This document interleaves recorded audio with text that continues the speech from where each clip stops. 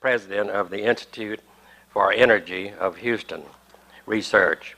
He is also an adjunct scholar of the Cato Institute of Washington, D.C., and a visiting fellow at the Institute of Economic Affairs in London.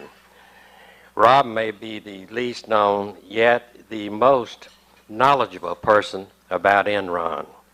An economist by training, Rob worked at Enron from September of 1985 until the company's bankruptcy. He was one of the 4,000 who were laid off in early December 2001. For most of his years at Enron, Rob was Ken Lay's speechwriter. He was also co-director of the Enron Oral History Project along with Joe Pratt of the University of Houston, which was compiling information on the history of the company at the time of its collapse. Since 2002, Rob has been writing his sixth book, this one about Enron, setting its rise and fall in its historical context of the U.S. energy industry and business-government relations. Support for this project has come from approximately 20 Houston individuals and foundations. The book is intended to be a lesson, a learned primer of business and capitalism in the 20th century. Rob recently taught a high school course at the Kincaid School entitled Business and Bust, Lessons for Life. Some of these themes will be presented today. Please welcome Rob Bradley.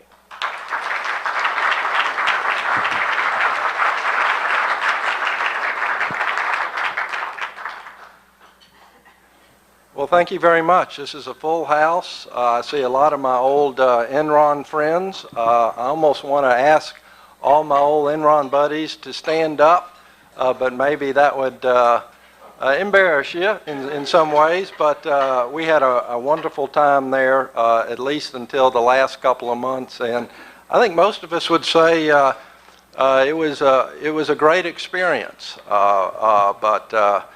We would certainly like it to have been different beginning in about 1997 forward.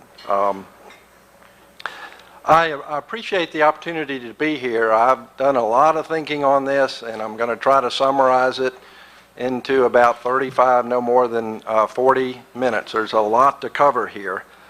And I should confess up front that I'm probably one of the very few winners in the Enron situation, not in a financial sense, certainly then or now, but in the sense of being a writer interested in energy history, best business practices, and the big themes of capitalism.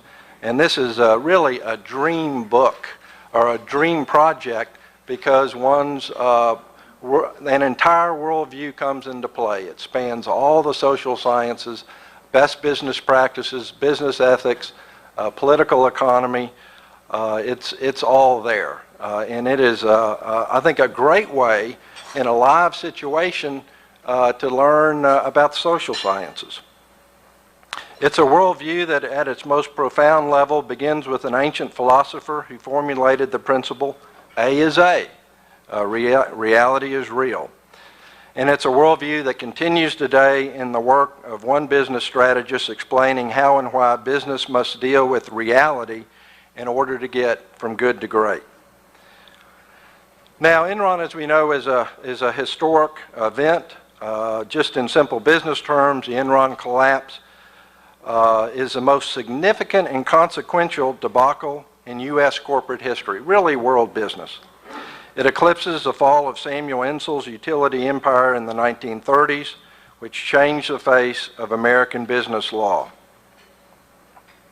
And Enron's demise eclipsed Houston's prior biggest bankruptcy, that of John Henry Kirby, whose $40 million twin oil and timber companies entered receivership in 1904, and whose Kirby Lumber Company declared bankruptcy in 1934. Two bankruptcies. And $40 million in 1901 was worth a lot of money. Intriguingly, it was part of Kirby's Houston Oil Company that became Houston Natural Gas in the mid-20s, which in turn became Enron in the 1980s. It has happened before. And you look at some of the traits of John Henry Kirby and Ken Lay, and it's fascinating. It's very fascinating. And perhaps it can happen again. I brought some slides with me. And on one level, you can look at Enron as just the old story of the non-core swallowing the core, too aggressive, got into too many business lines and business failure. And the dark cloud there, add a little bit of bad luck perhaps with 9/11 and other things. But this is the usual story. No business is forever. Most businesses won't last decade by decade by decade.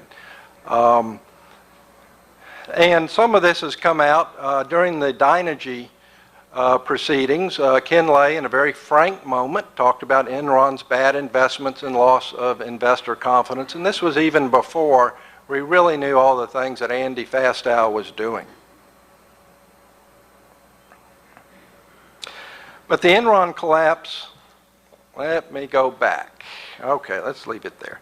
The Enron collapse is about much more than business failure. It is the story of obfuscation and fraud. Not vanilla WorldCom type fraud, but the 31 flavors of fraud, misrepresentation, misdirection, and old-fashioned spin. The Enron fraud was so wide-ranging in retrospect that it's hard to know where it started and ended, and who knew what and when. And I venture to guess that any further wave of truth will bring forth more quantities and flavors of deceit, not less. For behind the really big ones are innumerable smaller ones. Now, the judge, jury, and history will answer the question whether the two top Enron officials now on trial will be innocent or guilty of illegal fraud. But I would like to offer the working hypothesis that prosecutable fraud aside, the major decision makers at Enron between 1997 and 2001 were guilty of philosophical fraud, which I define as crimes against reality. We're so used to thinking in terms of criminality and incompetence, and we could add unethical behavior. But there's a very important concept that we need to add to our vocabulary to understand Enron and to understand all sorts of things. And that is what I call philosophical fraud. If you look at a thesaurus, in Roget's thesaurus, there are 54 synonyms of deception. I'm going to read a few of these to you. Self-deception, fond delusion, wishful thinking, vision, hallucination, will-o'-the-wisp, victimization, hoodwinking, defrauding, conning, bluffing, overreaching, outwitting, guile, shiftiness, sneakiness. It goes on and on. But all those terms would be flavors of philosophical fraud. Is philosophical fraud prosecutable fraud? That is a question for the courts. But the common denominator is that reality is being falsified a little or a lot. This brings me to Enron. Unquestionably, the Enron story is the Ken Lay story. It was Lay who in 1984-85 remade Houston Natural Gas into a distinct company he could call its own. He was CEO for all of 6 months of this period, and he was chairman for the entire period. This said, something significant did change in 1997 with the departure of Richard Kinder and the promotion of Jeff Skilling. In important ways, Enron became Jeff Skilling's company. And this message came across very, very clearly to those of us who were considered a Jeff Skilling guy or a Ken Lay guy. You knew that this was now Jeff Skilling's company. Nonetheless, Ken Lay gave the world Jeff Skilling as we know him today, and Skilling gave the world Andy Fastow, as well as many of the others who are at the heart of the Enron debacle. However, the law and history books judge Jeff Skilling and his deeds they must judge Ken Lay to have been his enabler, and so the person who made his deeds possible. And this gets me to the Ken Lay paradox. How can a man so seemingly intelligent, well-educated, and experienced, religious, moral, and law-abiding, kind, civic, and philanthropic, with long training as a top corporate manager, preside over the greatest business fraud and debacle in corporate history? At this point, I need to inject a little or a lot of humility. First, I'm giving opinions, hypotheses without rebuttal from Ken Lay himself. I've had a number of interviews with Ken for the period prior to his Enron career, and I hope to resume with him after the trial is over. And the themes I have today could be wrong in part or in whole.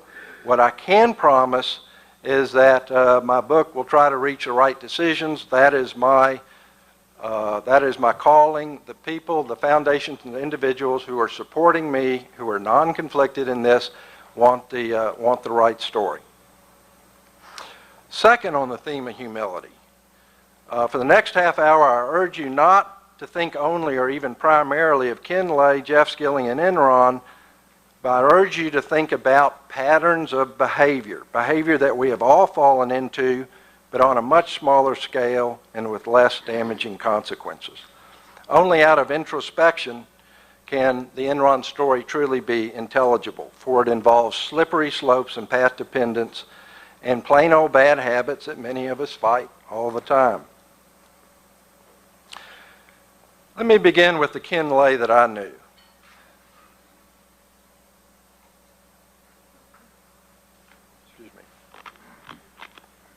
The Ken Lay I knew was never blatantly dishonest. I'd say anyone that knows Ken well would say that too.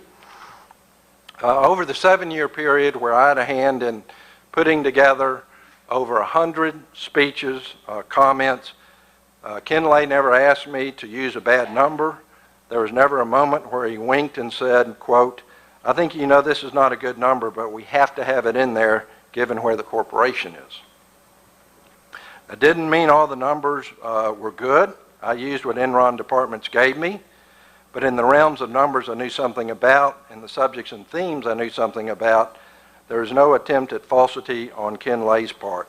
I feared bad numbers precisely because he did.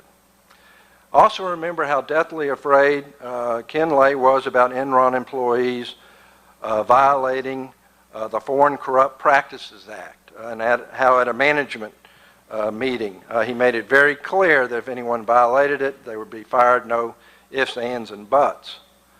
So I have no doubt that the same applied to any hard, fast, transparent government rule on legality and illegality, at least in normal times. Of course, we all know that in desperate times, desperate people will do desperate things. That is another question, and to the extent it applies to Ken Lay, others will decide. Second, Ken Lay was a very kind, generous, and fair person, even to a fault. He said yes way too much, failed to say no way too much to friends, family, and outsiders. As a result, he spread himself thinner and thinner with the passage of years, and his focus on core issues became less and less intense. I remember some of us working with Ken's wonderful assistant, Rosalie Fleming, to try to come up with a screening process where we could get more no's. It was certainly an action item in the corporate staff meetings. But this was a weakness, and some of it was personal and innate, but some of it was part of his business model, a charm offensive that I'll describe in a minute. Looking at Ken Lay's pre-Enron life and career is very important for trying to interpret the present situation. Let's see if I can get here. Here are some old pictures. Kelly, I hope this is okay. From the first time he got on a tractor in rural Missouri until well into his Enron career, there is little to suggest deviant behavior or even mischievousness. There was no examples that I've found or any of the many investigative journalists have found of Ken Lay putting gum in someone else's trombone or sugar in the tractor or anything like that. The evidence suggests that he worked hard to contain his temper and impatience and to project a fatherly figure, particularly as the years went on. But at the same time, when you look at a half century of Ken Lay's life, there was no life-influencing failure. It was success after success. Certainly there were family failures, and some of that could be very important when judging Ken Lay's ambition or over-ambition, even blind ambition. But as far as setbacks personally, it was one success after another. With all the jobs he held as a small child, top students, top leadership positions, distinguished doctoral dissertation, great work at the Pentagon, the Federal Power Commission, the Department of Interior, a fast-track business career beginning in 1974 at Florida Gas Company, and becoming Chief Operating Officer of Transco Companies at age 39.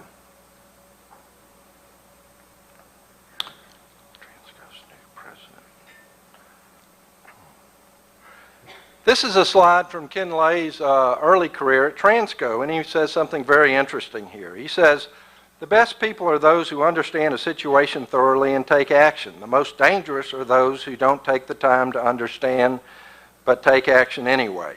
I make it a point to understand the system, learn the results from past experience, and consider the opinions of others."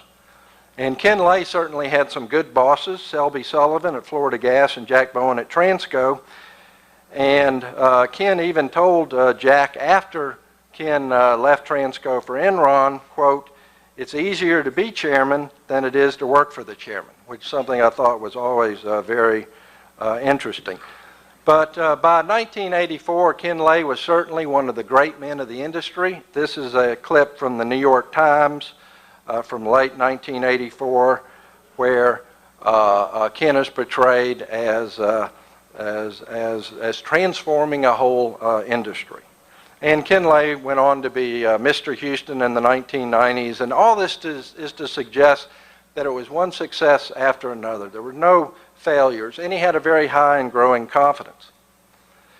Now, the other thing to keep in the back of your mind is that none of his prior career necessarily implies that Ken Lay was a truly great nuts and bolts, number-oriented businessman, someone who you would necessarily want to run a business throughout a business cycle.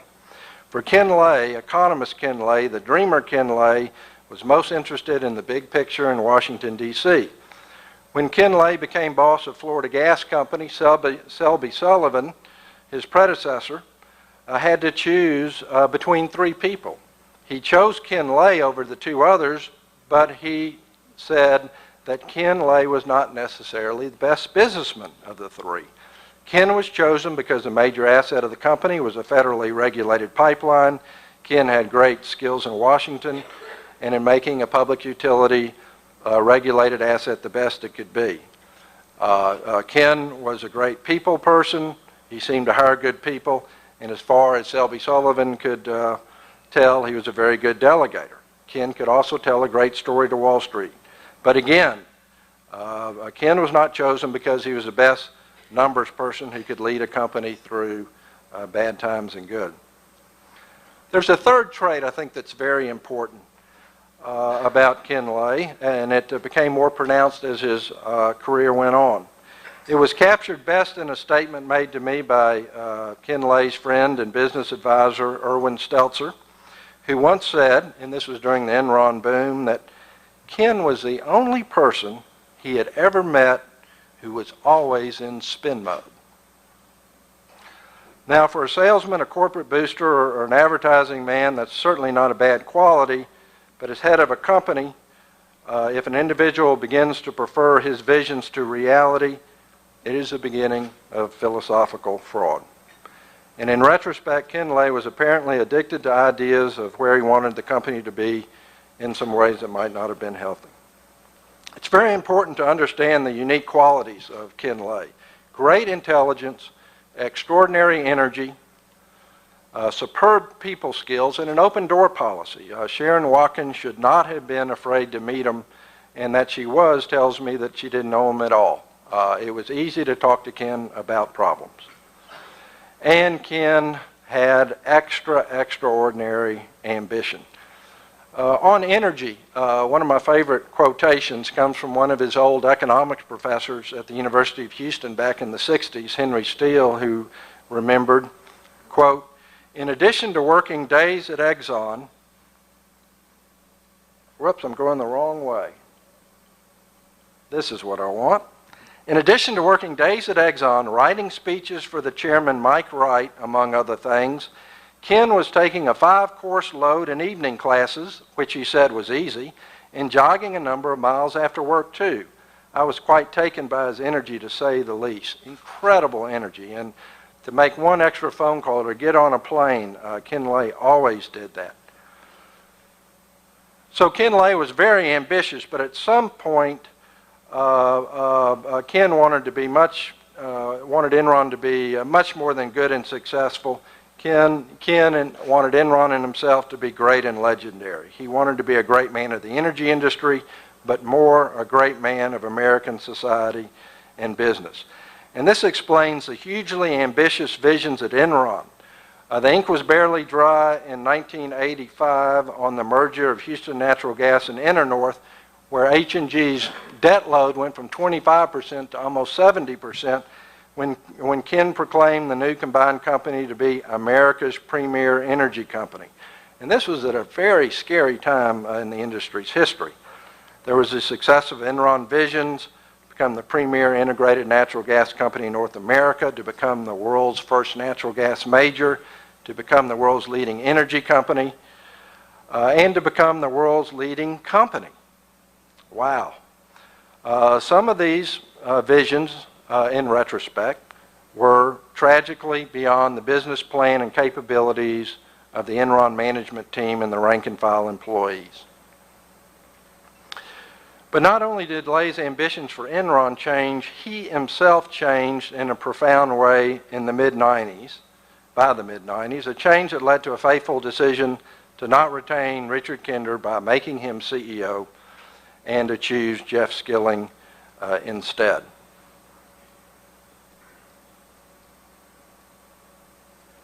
This is Ken Lay in 1986. His game face is on. There's real problems confronting Enron in the industry. This is Ken Lay about 15, 16 years later, when he believed that Enron had unassailable competitive advantage. And I think that these are two very different people, very different people. And my working hypothesis is that Skilling was picked over Kinder because Richard Kinder was an incrementalist in terms of business model, and Jeff Skilling was a revolutionist. And Lay's vision was all about the latter. Let's talk just a little bit about Ken Lay's business model. And there hasn't been nearly as much emphasis on this as there should be. You cannot understand Enron from the mid-90s forward without understanding what Lay was trying to achieve. Ken Lay had a business model. That model was perpetual first mover advantage, a model of revolutionary change, or revolution always over incremental improvement. It's baseball season now, so the analogy would be to swing for the fences and don't use the strategy of small ball, the walk, the steal, the sacrifice, scoring runs that way. Go for the fences. And at Ken's years at Florida Gas Company, at Transco, and at the very beginning of Enron in the mid-90s, it was more small ball. And this was Ken's first annual report at Houston Natural Gas, getting back to the basics. We're going to stay with our knitting and do what we do best. And this quotation is Principle 6 of 8 from Tom Peters' book, In Search of Excellence. And this book is in the tradition of incremental improvement for business. And parenthetically, this business philosophy, Peter's business philosophy of staying close to the customer, hands-on management, is most certainly Rich Kinder's business model at Kinder Morgan today, or ExxonMobil's business model. And now it is so commonsensical and so ingrained that you really don't want to footnote it to anybody. But Ken Lay was not a status quo person. He had something else in mind rather than just incremental improvement. And the roots of Ken Lay's business model can be traced back to the great and colorful economist Joseph Schumpeter, who famously said in the 1940s, quote, "Every piece of business strategy must be seen in its role in the perennial gale of creative destruction. It cannot be understood irrespective of it, or in fact on the hypothesis that there is a perennial lull." The two parts of the sentence, business strategy, it was the first time that business strategy had ever been used in a significant way. It was in 1942 with Joseph Schumpeter. He also introduced the term creative destruction, which next to the invisible hand is the most important concept in economics and in business. But Lay was not a direct student of Schumpeter. Lay was a student of Peter Drucker, whose 1968 book, The Age of Discontinuity, influenced Lay greatly, and Lay used this as a textbook in a graduate course that he taught at George Washington University in the early 70s in Washington, D.C. while he was working at the Federal Power Commission, teaching at night. He has way too much energy to go home after working during the day. Drucker's book spoke about a new economic reality where knowledge trumps experience and the managerial role was ceding ground to the entrepreneurial function. The age of continuity, Drucker explained, was being overthrown by rapidly improving knowledge, disruptive technology, and the diffusion of new products. Business value in the future, Drucker concluded, and this is back in 1968, would come from the disrupting value-creating entrepreneur. Fast forward a quarter century, and let me introduce you to the guru of Ken Lay and Enron's business model, Gary Hamel. Hamel was a Drucker disciple who brought the discontinuity revolution theme to new heights in his book, Competing for the Future and Leading the Revolution. To Hamel, the age of incrementalism was over. The idea of cutting costs a little bit, increasing revenue a little bit. If you're doing that, there's another competitor that's reinventing the industry that's going to leave you behind. Don't transform your organization, transform your industry. Don't be a rule taker, be a rule maker. No, more, be a rule breaker. How many of us at Enron, raise your hands, no. Remember all the presentations, rule taker, rule maker, rule breaker. We're the rule breaker. We're revolutionaries. Speaking of revolutionaries, here's an Enron mouse pad. What are you going to do to change the world today? And there's interviews with Andy Fastow during this period. I'm a revolutionary. Lots of things at Enron were going on because people saw themselves as revolutionary. And the idea went to the very end. This is a conference in New York City by Gary Hamel on revolution, revolt. And Ken Lay was scheduled to appear, and this is less than a month before Enron's bankruptcy. And here's the draft of the speech that never got given. And I look back on it, and maybe in the Q&A we can talk about some of the strengths and weaknesses of it. But try to get into Ken Lay and Enron's mind on what's going on here. You know, the age of incrementalism is over. So Ken Lay's business model put in practice is something like this. They are great pools of potential profits just awaiting entrepreneurial discovery and action. Opportunities the stodgy competition has not or cannot see. By employing and empowering the best and brightest, potential profits can be turned into actual profits. But to get the best and the brightest, you have to implement very aggressive compensation systems, very aggressive employee review systems to weed out the slow folks, to create a world-class fun corporate culture. And the corporate culture at Enron, the basketball games in front of the building with Ken Lay guarding Clyde Drexler, And we have a couple of old Enron PR people here, and I'm trying to remember if we got out a press release where it said that Lay dunked one on Clyde the Glide, but maybe we didn't. You're supposed to laugh. You can laugh now. Houston's professional sports teams. Ken Lay's determined efforts to keep professional sports in Houston was absolutely essential if Enron was going to hire the best and the brightest. If Enron was going to get the top MBAs instead of New York, San Francisco, or Chicago with their sports teams. Think of Ken Lay in terms of Enron from the beginning to just about the end. Now, to create a lot of new competitive space for Enron's revolutionaries to make money, something very important had to be done. And at this point, you have to understand that Enron was the foremost, not free market capitalist company, but the foremost political capitalism company, because a lot of the new competitive space came from rule changes in Washington, D.C.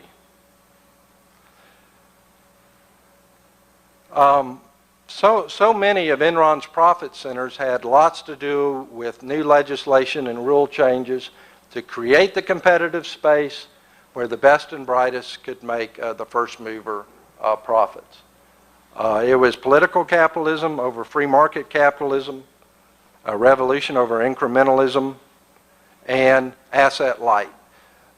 If you can use everyone else's interstate pipelines and interstate transmission grid through government regulation, mandatory open access, indeed you can be asset light, and indeed you can hire the best and the brightest to buy and sell gas and electricity at Enron.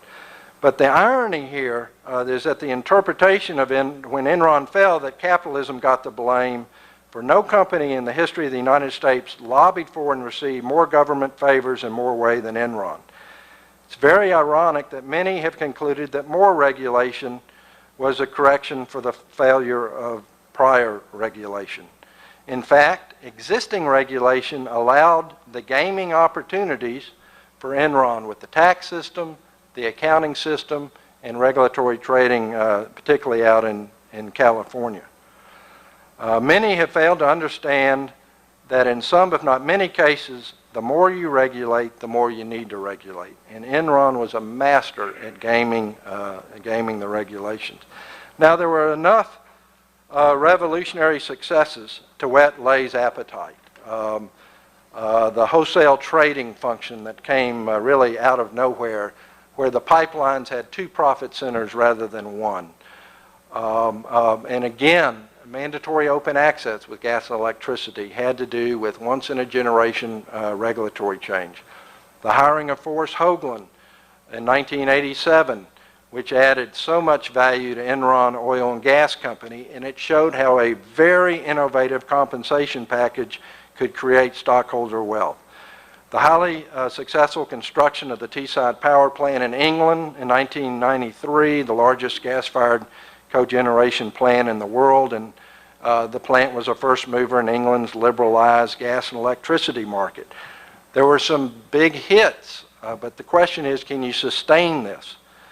And of course, Ken Lay's revolutionary model found its persona in the unique Jeff Skilling. Jeff Skilling devised a number of new products in the wholesale natural gas and later electricity market, and Skilling, through the platform of Enron Online, sought to universalize the trading model to all commodities. And it was Skilling's model, Lay thought, that could take Enron from being the world's leading energy company to the world's leading company, period. Here's a slide we used to use that talks about Skilling's model, that on the internet with Enron Online, the integrated companies no longer needed to be integrated. They no longer needed to do everything in-house. They should do what they're the very best at and then turn to the internet to repackage, to reintegrate as they needed. And Jeff Skilling in November 2000, just a year before Enron's bankruptcy, stunned an audience of energy professionals when he said, quote, "You will see the collapse and demise of the integrated energy companies around the world. They're going to break up into thousands and thousands of pieces." In other words, Exxon, you pick what you're best out and come on to Enron online and we can match up what you need in the integrated structure. But the Lay and Skilling model had a lot of problems in retrospect. A revolution always models puts tremendous pressure on a firm. You have to have very tight systems to know what's working and not working. You need a total devotion to underlying reality, beginning with the firm's accounting system to know what's working and not working, and continuing with your internal risk systems. There must be a religious underlying devotion to reality and a willingness to confront problems openly to make a lot of mid-course corrections. But Enron in the Skilling-Lay era disabled its checks and balances in numerous ways to keep the music playing, and this story has been told very well in the books. Jeff Skilling's Enron Online model had flaws too. Enron needed to provide hard assets, backstop services in many of the markets, the trading markets that lacked liquidity. If Enron needed to be a market maker in steel, it needed warehouse space for certain types of steel, et cetera, et cetera. Enron's asset-light model was too asset-heavy for its balance sheet. Now, problems are developing at Enron at the core and the non-core. At the core, if Enron is making first-mover profits, others are coming in the market, replicating Enron services, and the extraordinary profits at the beginning go down to more and more normal levels. There's new entry by the Dynegies and Dukes on one side, and then you have the traders demanding bigger and bigger bonuses on the other. Things are shrinking at the core. The non-core, there's failure after failure. Energy Services, Zurich, the water company, the broadband company, international asset development, lots and lots of setbacks.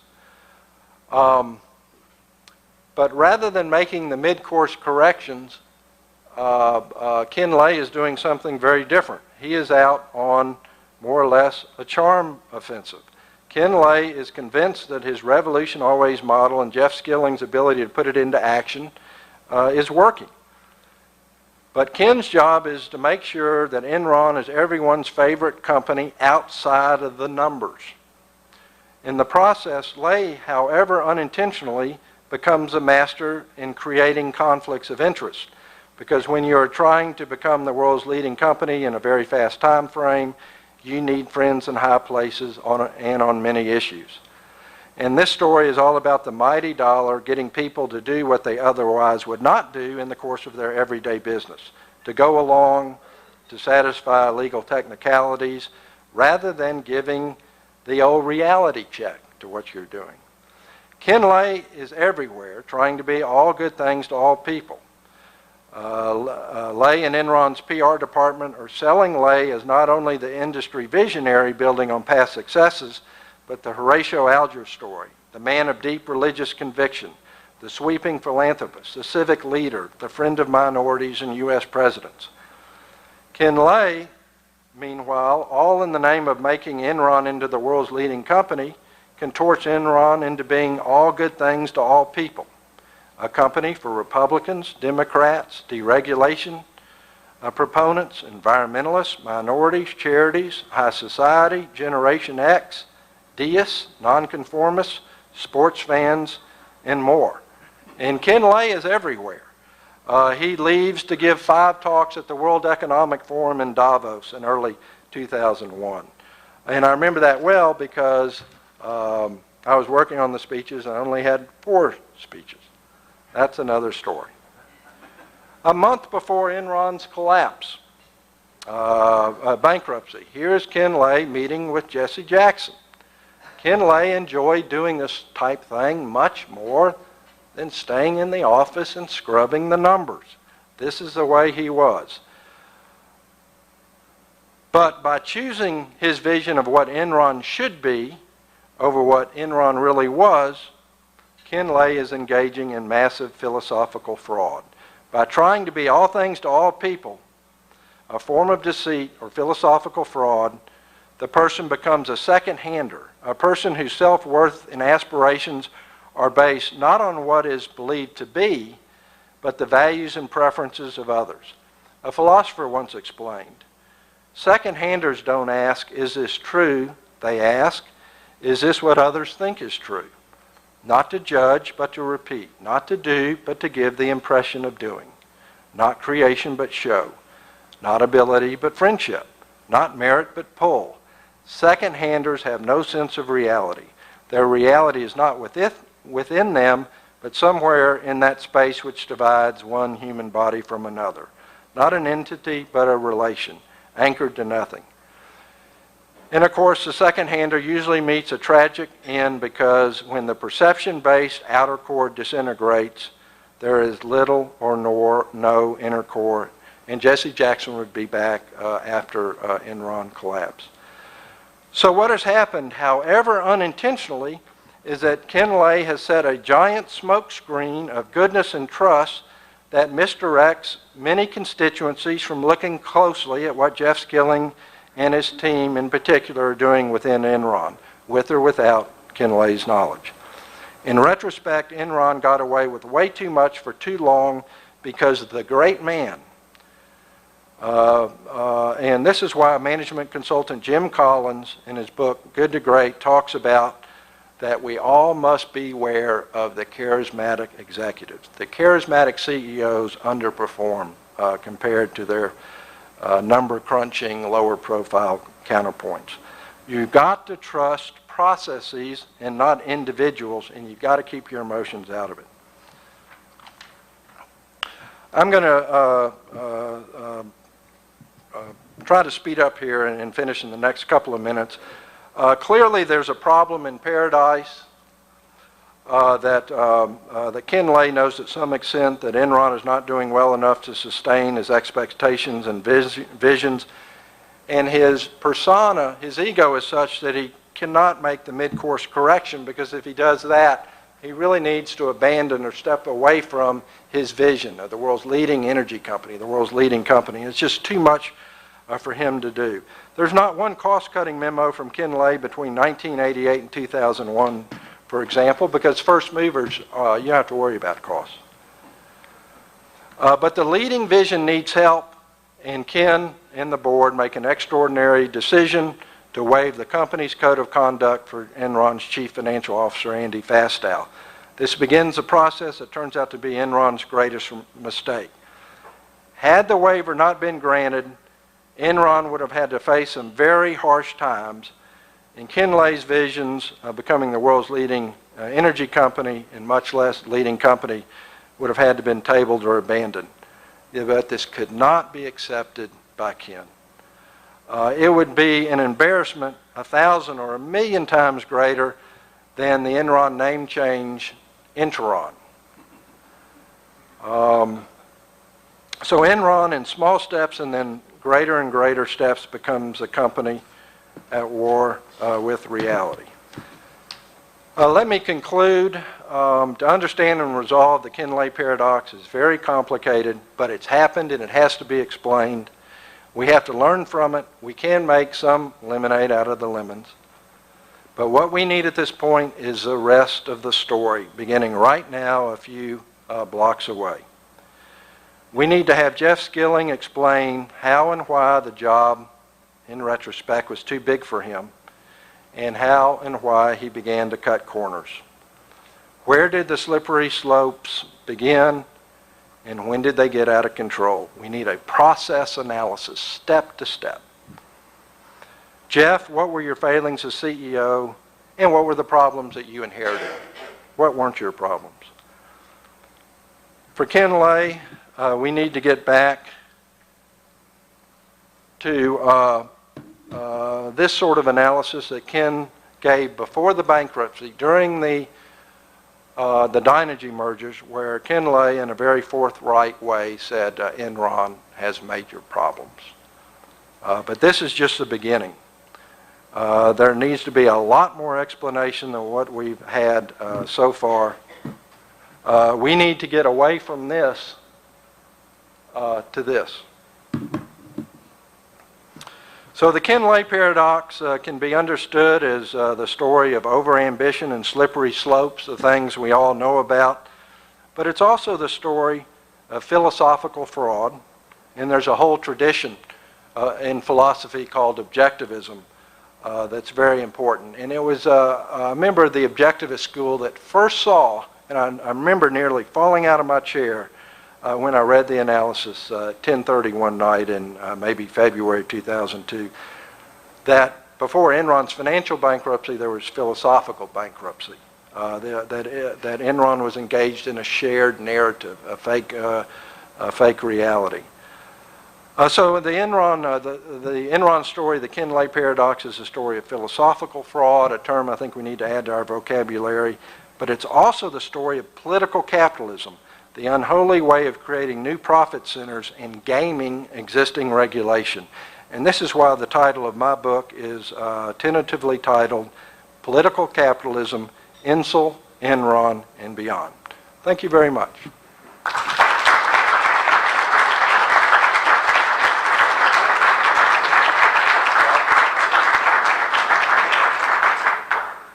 Rob, we want to thank you for your insights and your comments today. There have been a number of very insightful questions. I have eliminated a couple of them that deal with asking Rob's opinion as to how the ongoing trial is going to come out, because I don't think that's a territory that we need to tread on at this point, but let's address a few questions that deal specifically with Enron and Dr. Lay. Do you, knowing Ken Lay as you do, believe that deep in his heart he believes he is innocent of the charges that he is on trial for today? You're asking me to do some psychoanalysis here. There is a question of delusion. And delusion is a form of it can get to the point of mental illness. If you believe that Ken Lay was delusional, that he just really cannot see the situation, what he should have done, or what you would have this person do, is to get professional help. You go through intervention, and you come to understand reality, and then from there, you move back up. Is Ken Lay delusional? There was a number of times when I met with him near the end where he seemed pretty oblivious to things. To the extent he was delusional, I wish everything could have been handled differently. I wish that he could have gone into interventionism and from the very beginning taken some blame, assigned the blame to Jeff Skilling, and to get the truth out there. And I hope that we can get to this truth during the trial and certainly after. And maybe the whole truth will come out many years from now in a biography or autobiography. In describing Ken Lay, you use the adjectives enabler, charmer, confidant, dreamer, great storyteller, always in spin mode, and rule breaker. How do you see those words meeting up with the fiduciary role of a chairman and CEO who should be a steward of the company's assets? You have to be a wonderful delegator. You have to pick the great people around you. And the decision to choose Jeff Skilling over Rich Kinder was a very tragic one. In your role working closely with Ken Lay, did you see this pattern all along, or did it develop at some point in time that you can identify? As a historian, it takes me a minimum of 6 months to understand things after they have occurred, so I can't look back and precisely identify a moment. But it's a path dependence. It's a process, and to really get the story, you have to look at little decisions and see how they grew to big decisions. One example would be when the board of directors allowed Ken Lay's to award the travel business to his sister. You know, he's a great man of the industry. And why not? Keep the great man happy. But when the board makes little decisions like that, and it leads to the huge decision of waiving the code of conduct for Andy Fastow, you have to understand that it's a process analysis. So we've got to, it's a good question. We have to get to the small beginnings and see how they grew. To what extent did Ken Lay and Jeff Skilling's push to make Enron the most highly leveraged company lead to its eventual demise? I'll just let the facts speak for themselves there. You mentioned a speech that Ken Lay was scheduled to give in November 2001. What are the highlights of his revolutionary thoughts? There are lots of numbers in here on volumes, how everything Enron is doing is going that way. Total revenues, positions in gas and electricity volumes, a lot of volumes. New products that way. Average daily transactions. Market capitalization. We're going the other way here. But current challenges. General market, Enron broadband services, DeBall, California power crisis, Azurix, management changes, loss of investor confidence. Hey, that's a lot. But I cannot remember if Ken Lay approved this or not. This might have just come from other speeches. But a lot of problems. And then what do we do to regain market confidence? Continue to meet financial targets, improve communications, drive more open financial disclosure, continue to reposition underperforming assets, implement better internal blocking and tackling. Sounds like they're trying to get back to incrementalism.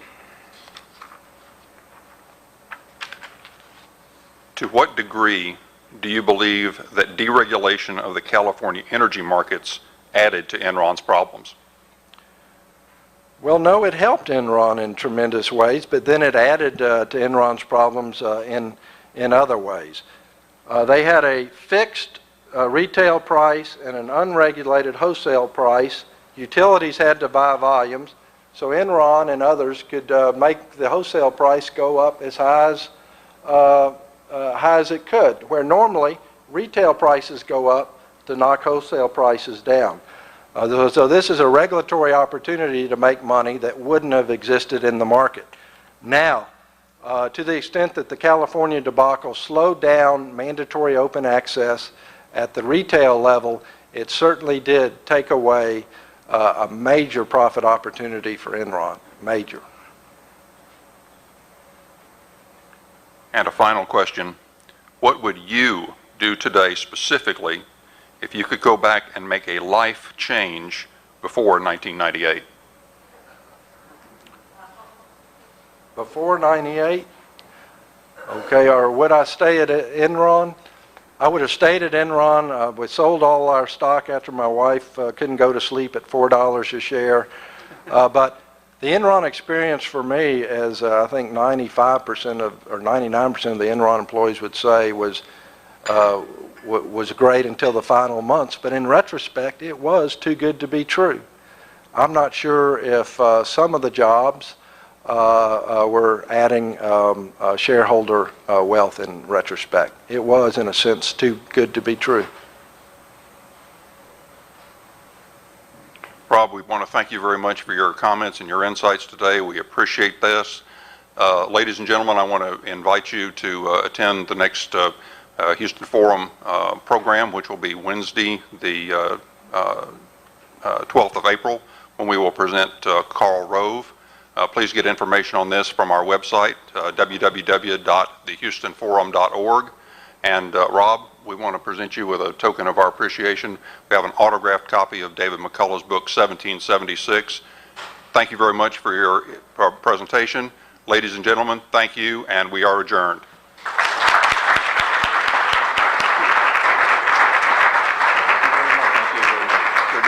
Thank you. The Enron trial will continue.